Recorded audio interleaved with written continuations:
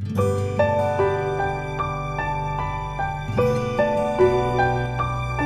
നമ്മൾ തയ്യാറാക്കാൻ പോണത് ഒരു വെറൈറ്റി ആയിട്ടുള്ള സേമിയ പായസമാണ്. സേമിയയും സാബുനരിയും ചേർത്തിട്ടാണ് ഞാൻ ഇതുണ്ടാക്കുന്നത്. ഒരു വ്യത്യസ്തമായ ടേസ്റ്റുള്ള നല്ലൊരു പായസമാണ്. അപ്പോൾ നമുക്ക് ഇതെങ്ങനെ ഉണ്ടാക്കും നോക്കാം. ആദ്യം നമുക്ക് പായസത്തിന് വേണ്ടിയിട്ടുള്ള സേമിയ ഒന്ന് വറുത്തിട്ടെടുക്കാം. അപ്പോൾ അതിന് വേണ്ടിയിട്ട് ഒരു പാന് ചൂടായതിനു ശേഷം ഒരു ടീസ്പൂണ് നെയ്യ് ചേർത്ത് കൊടുക്കുക. അധികം ഒന്നും ചേർക്കേണ്ട ആവശ്യമില്ല, കുറച്ച് ചേർത്ത് കൊടുത്താൽ മതി. ഇതിലോട്ട് 1/2 കപ്പ് സേമിയ ചേർത്ത് കൊടുക്കണം. അപ്പോൾ ഇത് ഓൾറെഡി വറുത്ത് വരുന്ന സേമിയാണ്, അതിനെക്കൊണ്ട് കുറേ നേരം നമുക്ക് റോസ്റ്റ് ചെയ്യേണ്ട ആവശ്യമില്ല. ജസ്റ്റ് ഒരു മിനിറ്റ് ഒന്ന് വറുത്തെടുത്താൽ മതി. റോസ്റ്റ് ചെയ്യാതെ വരുന്ന സേമിയ ആണെങ്കിൽ അതിൻ്റെ കളറൊന്ന് ചേഞ്ച് ചെയ്യണ വരെ ഒന്ന് നിങ്ങളൊന്ന് വറുത്തിട്ടെടുക്കുക. സേമിയ വറുത്ത് വരുന്ന സമയത്ത് നമുക്ക് നല്ലൊരു സ്മെല്ലും ഒരു കളർ ചേഞ്ചൊക്കെ ആയി വരുന്ന സമയത്ത് നമുക്ക് ഫ്ലെയിം ഓഫ് ചെയ്യാം. ഇപ്പോൾ ഏകദേശം 1 മിനിറ്റ് ഞാൻ റോസ്റ്റ് ചെയ്തെടുത്തിട്ടുണ്ട്. ഇനി നമുക്ക് ഫ്ലെയിം ഓഫ് ചെയ്യാം. ഫ്ലെയിം ഓഫാക്കിയതിന് ശേഷം നമുക്കിതിലോട്ട് 1/4 കപ്പ് വറുക്കാത്ത സേമിയയും കൂടി ചേർത്തിട്ട് ജസ്റ്റ് ഒന്ന് ഇളക്കിയിട്ട് മിക്സ് ചെയ്തിട്ട് അവിടെ മാറ്റി വെക്കാം. ഇതിങ്ങനെ ചേർക്കണം എന്തിനാണെന്ന് വെച്ചിട്ടുണ്ടെങ്കിൽ നമ്മൾ പായസം നമുക്ക് ആക്കിയെടുക്കുമ്പോൾ ഒരേ തിക്നെസ്സിൽ നമുക്ക് കിട്ടാൻ വേണ്ടിയിട്ടാണ്. ഇനി നെക്സ്റ്റായിട്ട് നമുക്ക് പായസത്തിന് വേണ്ടിയിട്ടുള്ള സാബുനരി ഒന്ന് വേവിച്ചിട്ടെടുക്കണം. അപ്പോൾ 2 കപ്പ് വെള്ളം ഒരു സോസ് പാനിലോട്ട് ചേർത്തിട്ടൊന്ന് തിളപ്പിക്കാൻ വെക്കുക. അതവിടെ ചൂടായിട്ട് വരുമ്പോൾ നമുക്ക് കഴുകി വെച്ചിട്ടുള്ള സാബുനരി ചേർത്ത് കൊടുക്കണം.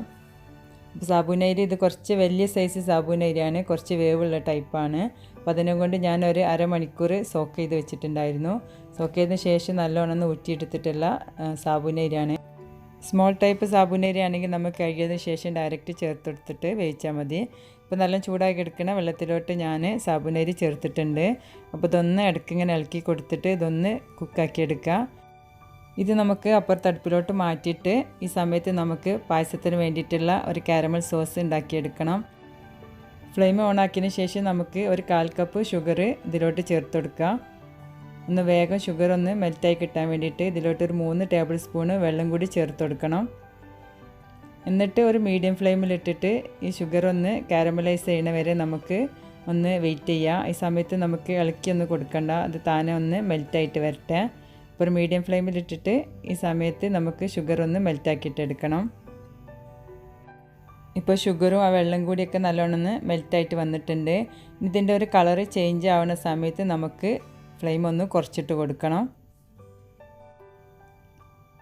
ഇടയ്ക്ക് പാത്രം ഒന്നിങ്ങനെ ചുറ്റിച്ച് കൊടുക്കുക. അപ്പോൾ ഷുഗർ കാരമലൈസ് ആയി തുടങ്ങുമ്പോൾ നമുക്ക് ഫ്ലെയിം ലോയിലാക്കി വെക്കുക.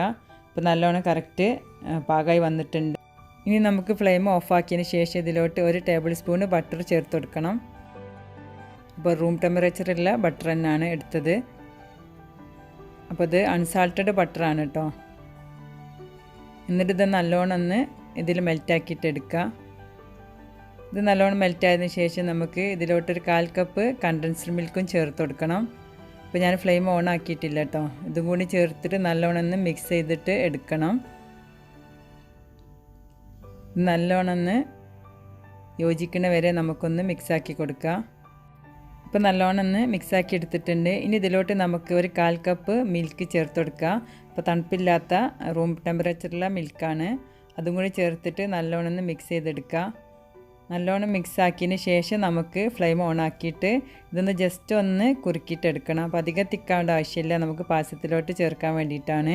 ഇതൊന്ന് ജസ്റ്റ് ഒന്ന് തിളച്ച് ഒന്ന് തിക്കാവുന്ന വരെ നമുക്കൊന്ന് വെയിറ്റ് ചെയ്യാം. ഇപ്പോൾ നമ്മളെ സോസ് ഒന്ന് തിളച്ച് ഒന്ന് കുറുകി വന്നിട്ടുണ്ട്.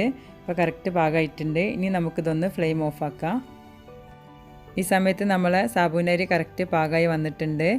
അപ്പോൾ അതിൻ്റെ കളറൊക്കെ ചേഞ്ച് ആയിട്ടുണ്ട്. ഇനി ഇതിലോട്ട് നമുക്ക് ഒരു 4 കപ്പ് പാല് ചേർത്ത് കൊടുക്കണം.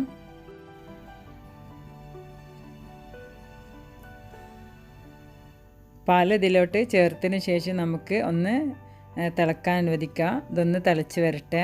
ഇത് നല്ലോണം തിളച്ചതിന് ശേഷം നമുക്ക് ഇതിലോട്ട് സേമിയ ചേർത്ത് കൊടുക്കണം.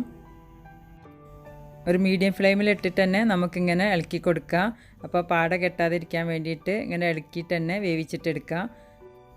അപ്പോൾ നമ്മളെ പാല് നല്ലോണം തിളയ്ക്കുന്നുണ്ട്. ഈ സമയത്ത് നമുക്ക് റോസ്റ്റ് ചെയ്തിട്ടുള്ള സേമിയ ചേർത്തിട്ട് നല്ലോണം ഒന്ന് മിക്സാക്കിയിട്ട് കൊടുക്കണം.